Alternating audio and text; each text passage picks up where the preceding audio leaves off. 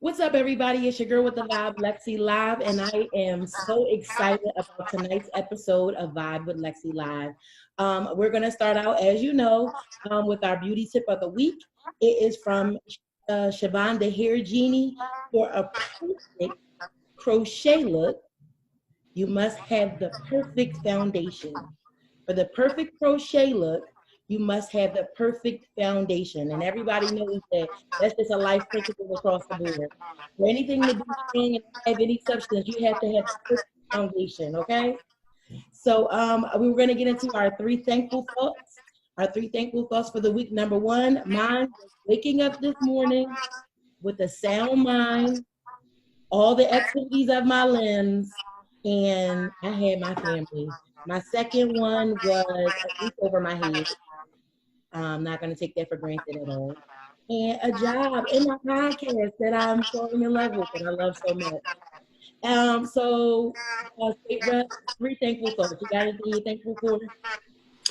So yeah, I'm really thankful for all of the frontline workers, who are out there and who have been through this whole pandemic. The nurses, the doctors, grocery store workers. My second one, and to build on that, is I'm really thankful for the postal workers right now who are under attack. I didn't think mail could be political, but here we are. Yeah. And then and then my third thought is really to be able to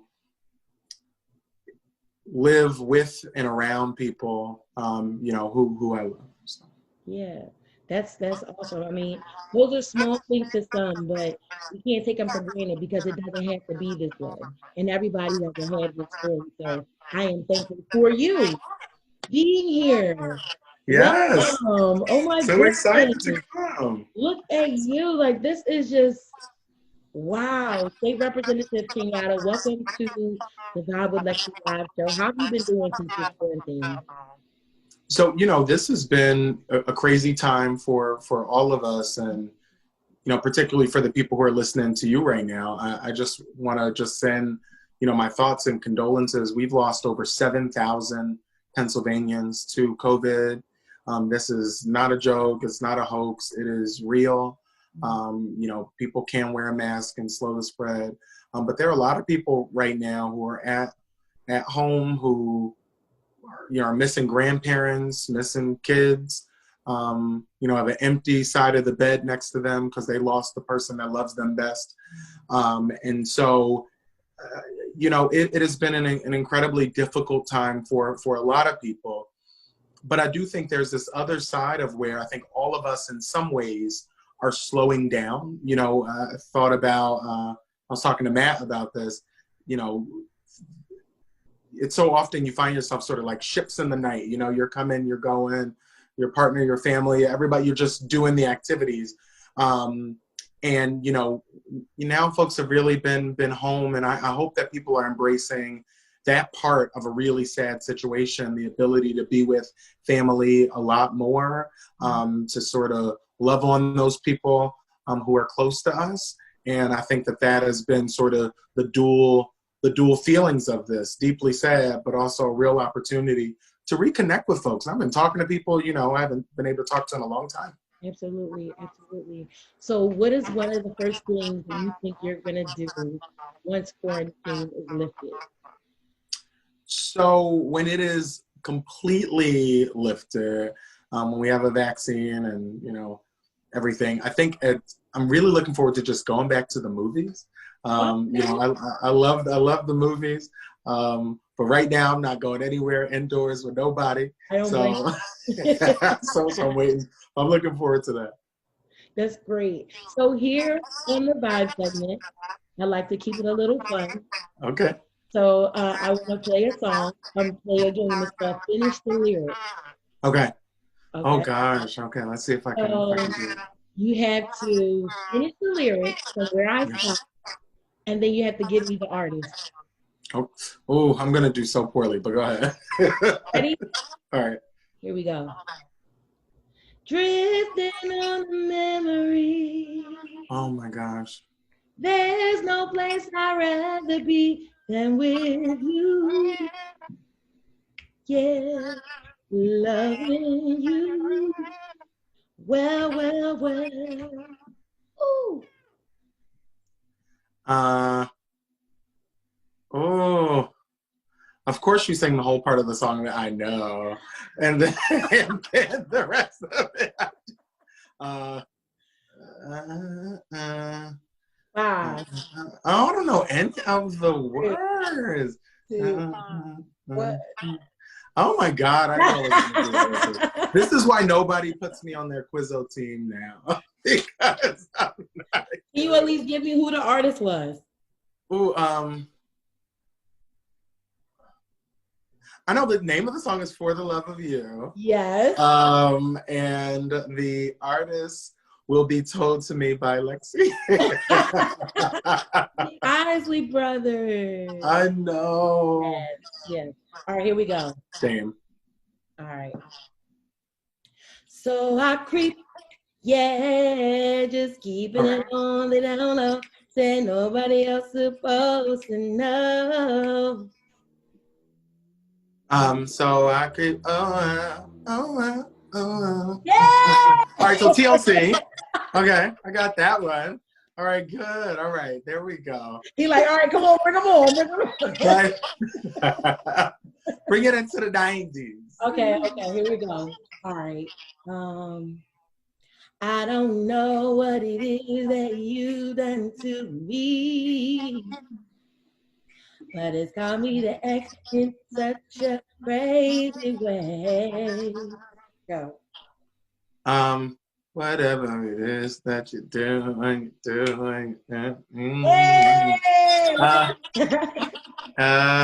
think it's like it's a feeling. Damn, now don't I never know the name of artists? This is not good right now. 5, 4, 3. Oh my gosh. I'm blanking. SWV. Yes, I'm like blanking. You did well, though. You did well. 1 out of 3, I'll take it. You did well. So tell us a little bit about yourself and tell us a little bit about how you got your start in the field that you're in. So, born and raised in North Philly, and, for everybody, we've known each other for a very long time. Our moms were friends, and, we grew up together in many respects. And, I'm third generation to North Philly, to this district that I live in. My grandfather, Muhammad Kenyatta, was very involved, ran for mayor in 1975. My mom, as you know, was involved with everything, always doing something. But I often think of a conversation when we were still living on Woodstock Street. And I remember talking to my mom, about whatever I thought the problems were on the block. And, she was like, well, if you care so much, go do something about it. And that really launched something in me. I ran for junior block captain, and that was the first time I ever got engaged in something sort of civic or political. And then, obviously super involved in church. But that was the first time like I really, in my neighborhood, sort of was looking at issues in my community. And, had a tough Black mama who was like, pushed me in the way that I think we have to all push each other to recognize that like there's nobody coming to save us, and everything we're looking for in terms of the solutions to some of the systemic issues we see, it's going to require all of us, everyday people, working people, poor people, Black and brown people stepping up and sort of demanding different. And I think from that, be it getting involved with political organizations or nonprofits, I really recognized that there was a need for people to advocate for and talk about so many of these, persistent issues. I often say that deep poverty is the moral and economic issue of our generation. And I think that if you look at issues around climate change, that's an issue about poverty. When you look at issues around criminal justice reform or policing, these are all issues about poverty. And that's what really drove me into politics. Poverty is, and deep poverty, and the amount of it that exists in this country is by design. It is by design. And B, I think it is one of the biggest moral and economic failings of this country, that we allow so many people in our communities, in our cities, in our towns, in our suburbs to live in abject poverty, or to allow our children to grow up with so much of their opportunity limited just by virtue of where they're born. And so I was working at the Chamber of Commerce, running all the diversity and inclusion initiatives, working with Black and brown business owners, folks who wanted to have a great idea and be able to get the same sort of opportunities and supports when they're starting a small enterprise that frankly have been available for straight white guys for a long time. And I love that work. I think that if we're ever going to deal with deep poverty, we need to build Black wealth. We need to build wealth in communities of color. And so I love that work, but I recognize that there was an opportunity for me to look at this from a different perspective, from a policy lens. So I quit my gig, ran for state rep at the age of 27, and I won. And so, now I've been, talking about in Harrisburg, talking about deep poverty, introducing legislation around that, around mental health care, around environmental justice, around reforming our criminal justice system, around ensuring that we actually invest in our kids' education in the way we see investments in other parts of the state. And so I know that's a bit of a long answer, but I think all these things are deeply critical, and they run through the same sort of vein of back to what my mom said to me. It's not about just folks who decide elected office is one way to go. It's people who have platforms like you. It's folks who are just a block captain or involved in their local church or local nonprofit. We all have a role to play. And when we step up and don't give away our power, we can be more impactful than we think. Absolutely. So it's one thing that you said that stuck out to me, and I hear that a lot, but I don't think that we had the proper blueprint for this. And you said build Black wealth. And I mean, that's it's become a cliche, but when you say build Black wealth, what does that look like to you? What would you like to see that at? How would you like to see that? So one of the things that we know is that when Black folks die, there's not a lot of generational wealth being passed from parents to kids, and that looks a lot of different ways. But the core of wealth building in America has always been the ability to own a home. Right. And one of the things that we know is that because of redlining, because of racism in banking, because of racism even in the appraisal process, Black homes and Black neighborhoods don't have as much of a proliferation of homeowners generally, and B, the value of those homes tends to be a lot less than it would in other neighborhoods. We also have to, just think about this idea that, we tell folks, just go get a good education, right? And that's the key that unlocks the door, whatever. I mean, getting a good education is important, but take into account the fact that there are more white high school graduates who own homes than Black college graduates who own homes. And so even when you look at it across educational attainment, there's a real issue in terms of race and racism in this country. Right. And in terms of how that impacts not just people saying mean words and not just policing, but how it impacts every single part of our economy and of our body politic. And so home ownership is a key piece of that, and it's one of the metrics where we really need wholesale transformational change in terms of how we do business. I think another example of that as well is business ownership. the numbers of Black-owned businesses, while growing, Black women are the fastest growing group of entrepreneurs in the country pre-COVID. And so it's growing, but the issue is, can people scale up? Can somebody like you have a good idea and get the supports from a banking perspective, from a regulatory perspective, from a governmental perspective, to take that good idea and turn it into an enterprise? Because as much as we do need to raise the minimum wage, you're never going to $15 your way out of deep poverty. We have to build enterprises, build sustainable wealth, build things that ultimately we're able to pass on to a future generation. And right now, that doesn't exist. And I think the last area where, this is super pronounced is the ability for Black folks to engage in the traditional banking sector in general. There's still many people in our community who aren't tied in with a financial institution, who don't have a bank or a bank account, who don't have savings, stocks, or bonds, and who have not thought about, estate planning, family planning, and all the different things in terms of how we structure our families economically.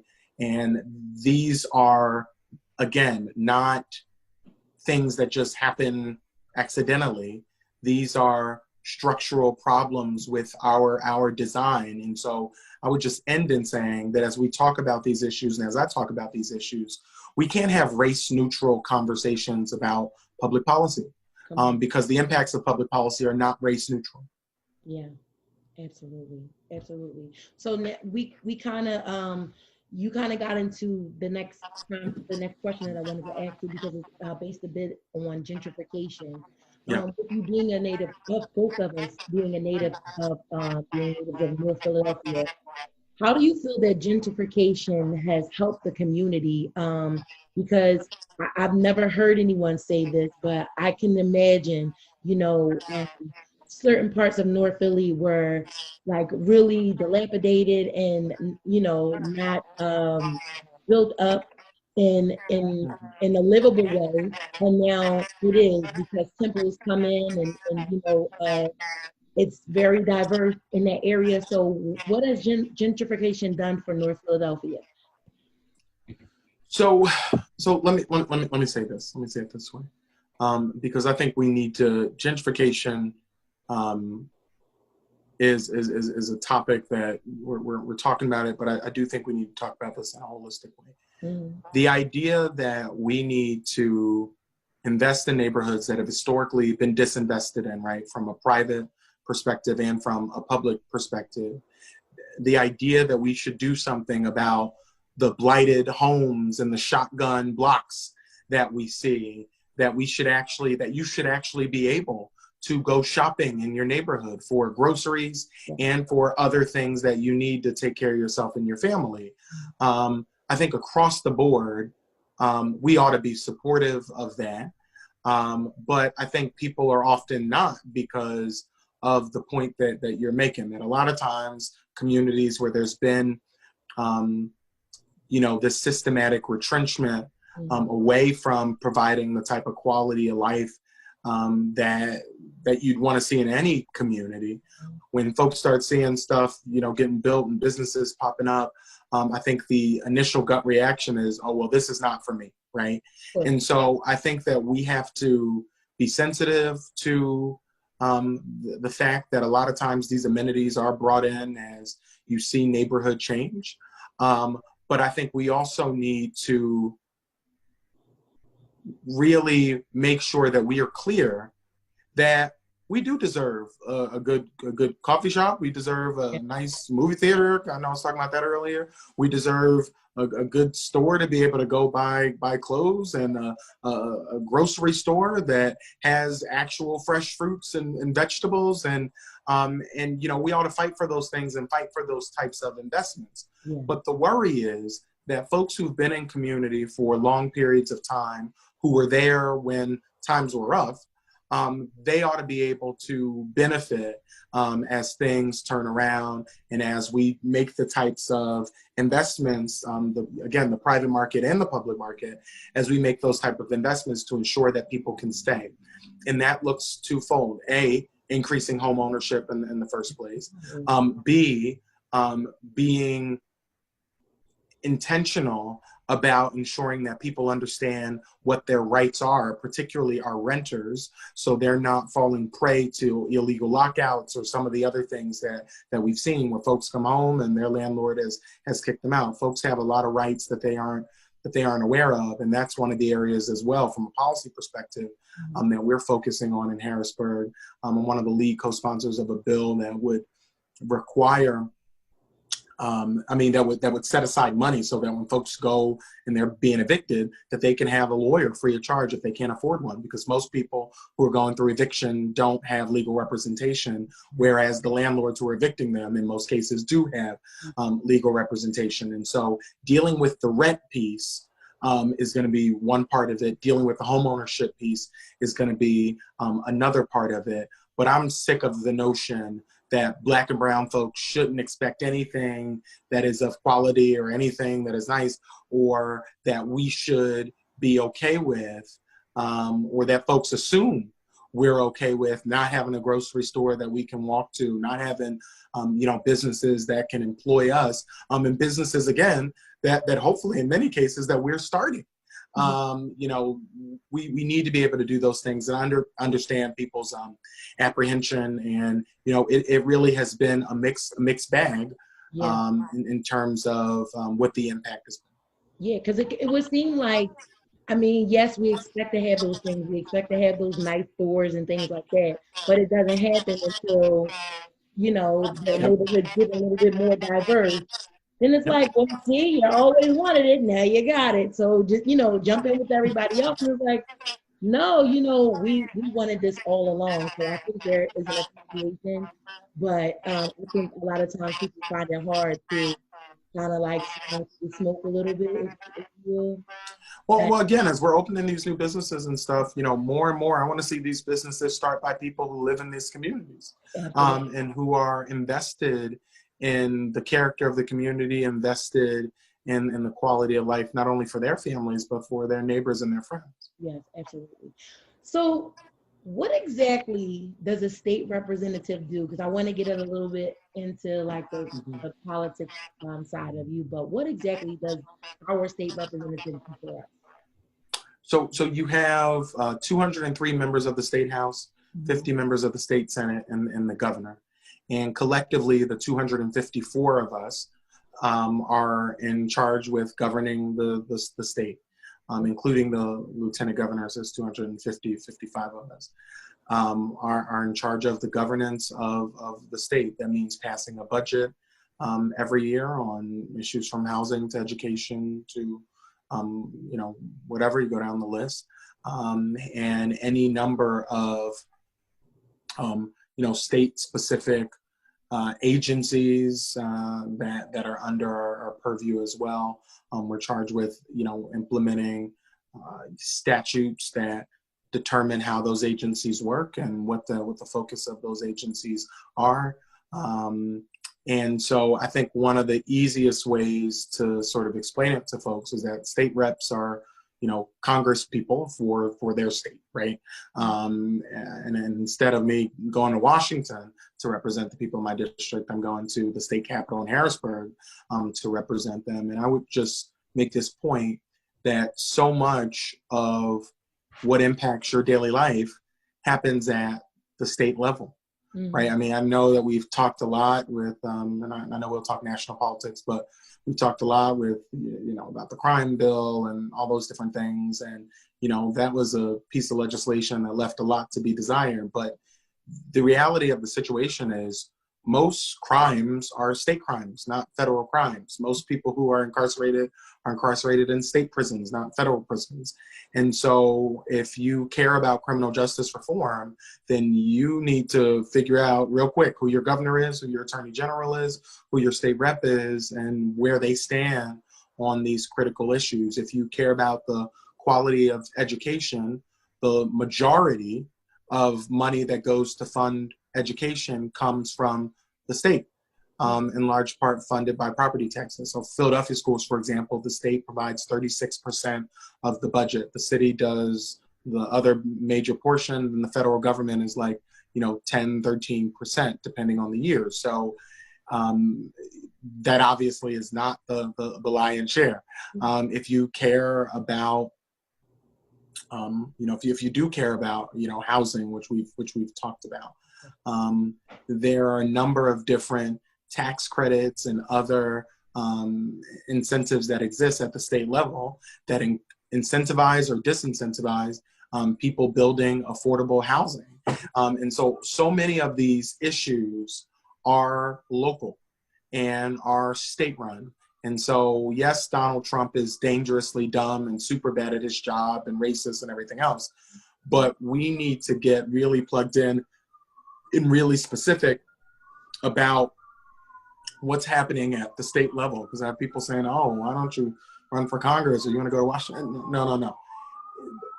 So much of what's happening in your life, so much of the things that people are complaining about or thinking about, they are either state or local issues. Mm-hmm. And so that's why it was important for me, thinking about, deep poverty, to go to the place where decisions about our kids' education are primarily being made, to go to the place where decisions about guns and our gun laws are being made. And so much of that happens in Harrisburg. And so that's basically our job, to pass a budget and then to provide constituent service for those who live in the district, to help cut you through the red tape when you need to engage with a state agency.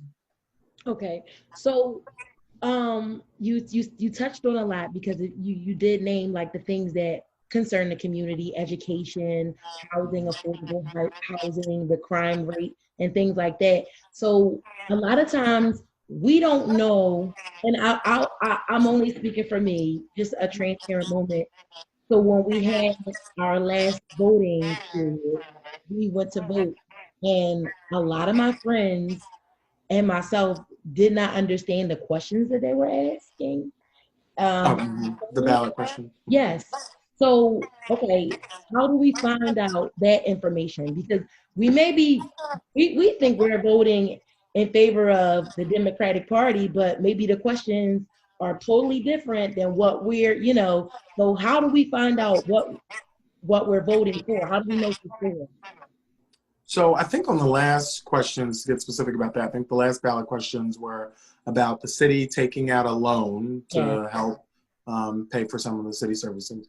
And then I think the other one was about making permanent the Department of Labor at the city. And so, I think both of those things are important things. But this is what I would say in general. Committeeof70.org, and it's 70 spelled out, but I think they probably also own you just do Committee of 70, the numbers, I think it'll get you there either way. Committeeof70.org is a nonprofit all about civic engagement, all about expanding, protecting the right of folks to vote, engage in the political process, and to help to demystify it. So that's something that I think was important for folks to really look at.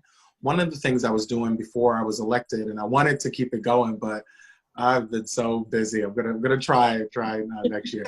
But I used to do this event called Civic Saturdays. Okay. And the whole purpose of that was literally for me to teach civics to folks in the community. Oh. Not talking about how you run for office or even how to reach out to your congressional or city council person or state rep or state senator, but literally just trying to break down very schoolhouse rock how our government is structured. Because, I'll meet folks who are rightfully frustrated about something. And, what I'm saying to them is be mad, have up your picket fence. I mean, have up your pick and go march and protest, be angry.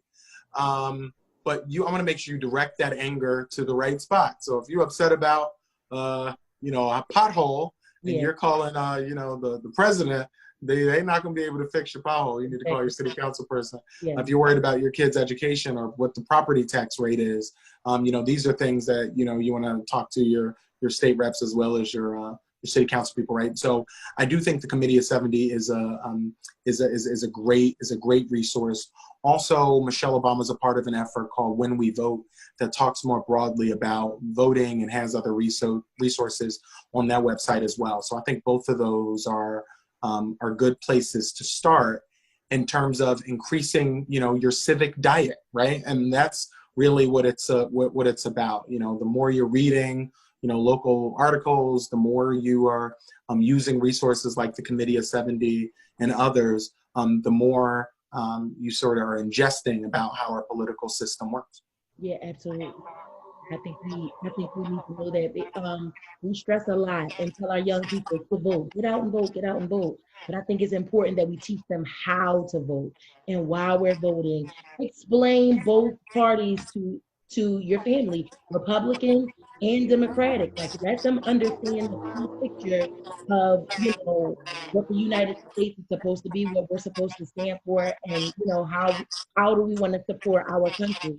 Be honest, be open, and then I think you'll have a better turnout in terms of voting. I think a lot of people just don't understand, what they're voting for. Um, so And I'll also make this point that voting is one part yes, of being civically engaged. And I would say this to people all the time when I was running for office, and my campaign managers and my chief of staff would say, like, Malcolm, don't say that, but I would say it anyway. When I get elected, and hopefully when I'm reelected in November, the sky doesn't open up and all these issues we're talking about disappear because I'm there.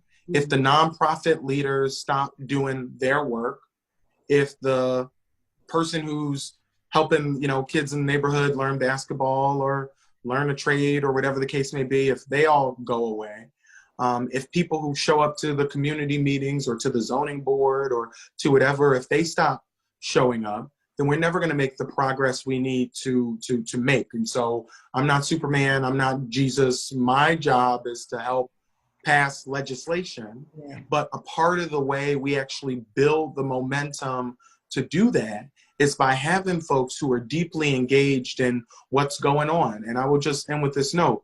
We got a lot of national press because myself and members of the Black Caucus took over the speaker's rostrum in Harrisburg, and very much in the legacy of John Lewis and nonviolent civil action, took over this place. And so we, did a sit-in and said, we're not going to move until we get commitment that we move some bills on police reform. And we moved two important bills around police reform. But I say all that to say, those bills weren't introduced because of the tragic murder of George Floyd or because of the tragic murder of Breonna Taylor or any other number of folks who've been killed extrajudicially by police. Those bills have been sitting in committee for over a year. For over a year, those bills have been introduced. But the reason we were able to get traction is because people started paying attention to what's happening with our policing system. They're starting to ask the question, who are our police protecting and what are our police protecting? And the answer to that question is so often that our police are used to really enforce the same type of anti-poor politics that I talked about, at the top of this. And so I say all that to say it's not enough to have somebody who understands the legislative process, understands how to build coalitions within the legislative branch. That's my role. But my role is one part of a coalition. It's not the elected officials up here, everybody else is down here. We are one part. We're all on a team and we play different positions on that team. But I think sometimes we get one person on the team and everybody else walks off. And I think that that's a part of the reason as well. We haven't been able to move the ball as far as we need to. Absolutely, absolutely.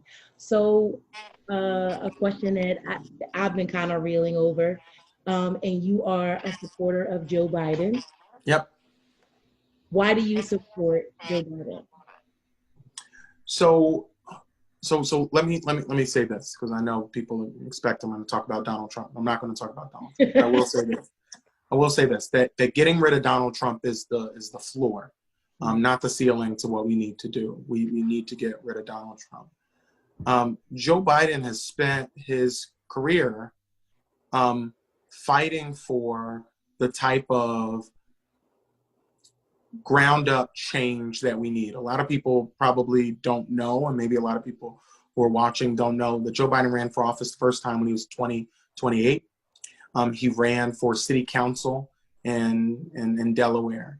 And one of the first things he did was tackle redlining in his community, which I know we've talked a lot about just today, in terms of how we basically literally drew red lines and created predominantly Black communities, predominantly white communities that deal with that inability for folks to build wealth. That was one of the first things he got engaged with as an elected official, was dealing with that. He passed the Violence Against Women Act.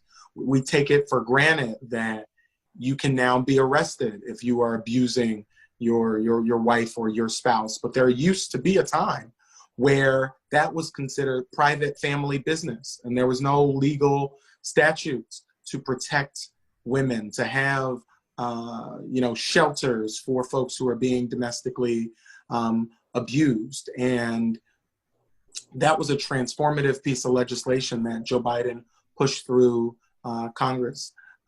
Jeff Sessions, who a lot of people know, was Attorney General for Donald Trump, was going to be on the federal bench. And not only Jeff Sessions, but also a little known guy named Robert Bork. Look up Judge Bork, B-O-R-K. Bork was one of the most conservative, crazy, radical judges. Joe Biden helped torpedo both of those nominations that would have allowed those really horrifically racist, sexist, homophobic, just really bad guys to have lifetime appointments on the bench. He blocked those nominations, and blocking the appointment of Robert Bork actually saved Roe versus Wade. He was replaced by Justice Kennedy. Justice Kennedy was the deciding vote that said that women ought to be able to determine their own healthcare decisions, and it was Joe Biden's fight to get Bork off the court that made that possible. Also, when we talk about guns and the proliferation of guns, most of the guns that are used in the commission of a crime are illegal guns, because the NRA and other gun groups have a stranglehold over any type of movement on serious policy to do something about guns. Now, when you talk about gun violence, you also have to talk about the root cause issues of poverty, which I've mentioned now, a bunch of times. However, the fact that people aren't, just fighting or stabbing each other and are in fact shooting each other deals with the fact that getting a gun and getting an illegal gun is very easy to do in this country. And Joe Biden passed the assault weapons ban, which expired, which was a major piece of legislation that kept those type of guns off the street and maybe would have saved lives in a place, in Parkland, Florida, or in Christ Emmanuel Church in South Carolina, or many other tragedies that we saw because of the proliferation of guns on our street. And then Joe Biden went and faithfully served for 8 years as President Obama's vice president. President Obama said picking Joe Biden was the best decision he made in his presidency, because Joe Biden understands how to work with people. And I think that comes from a deep compassion that you gain when you've seen real loss. Right after winning the Senate, his seat to the Senate, his wife and daughter were murdered and were killed in an accident in a car crash. He was actually sworn into the Senate at the bedside of his two sons, who they thought were not going to make it. And then he lost his son, Bo, to a brain tumor. And so this is somebody who has the compassion, the competence, and the character that is sorely missing in the White House, and that we need. And then I'll just end with this final point. Joe Biden's the type of person, and especially getting to know him, who listens as well as leads. Wow. I do think he has, strong beliefs and strong opinions, but I've also seen him listen deeply about people's experiences that don't match his own. And that type of understanding of that we all come from different places, but our stories are more similar than some cases we give him credit for, is something that he's been able to do his entire career. Delaware has one of the largest Black populations per capita in the entire country, and a lot of people don't know that. And so he knows the Black community deeply, And I think he's done things, now just end with this final note, because John Lewis just recently died, but Joe Biden led the renewal of the Voting Rights Act. And when Hillary lost in 2016, that was the first election without the Voting Rights Act in place, because the Supreme Court had struck down pieces of it. And so, that's a record not only of success, but a record of growth. And so I know people point to things he said in 1964, votes that he made. And if you look at anybody and they haven't changed or grown over 30, 40 years, that's a problem. And that's a problem. Absolutely. Absolutely. So I'm going to ask you this, and I'm not going to hold you longer. So, of course, so if I'm going to ask you why you support Joe Biden, I'm going to ask you about Congress. Yes. Just what do you think? So you have somebody again who is deeply competent, as the AG of California, the second largest Department of Justice in the world. California is the 5th largest economy in the world, along with being the biggest state in the country. And so she knows a lot about running big, large, complicated organizations. And she's somebody as well who knows what it means to grow up on the margins, who knows what it means for people to look at you simply because of the color of your skin or where you come from, as the daughter of immigrants, to have a president who says, go back to where you came from. She understands what that means, and she understands what the promise of America has meant for immigrant families like hers, but also how that promise has not been kept for so many people who are Black and brown in this country, and how often that promise has been a promissory note, as Dr. King said, that has been long past due. And I know that she is going to be the type of partner that Joe Biden needs to go in on day one and start doing the hard work. Joe Biden has a series of plans that he rolled out that I really encourage people to go look at, called Build Back Better.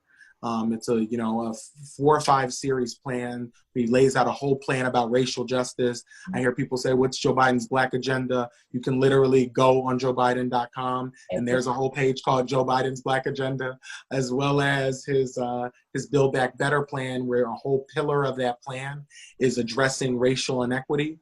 And so I think that both of them know what's broken in this country. And I think they both have experience in fixing it. And not only can I not wait to vote for them, but I can't wait to drag 3, 4, and 5 people to vote for them. Because right now we have somebody in office who is not only really bad at his job, but he's dangerously dumb. I mean, put aside his politics for a second, which is difficult to do.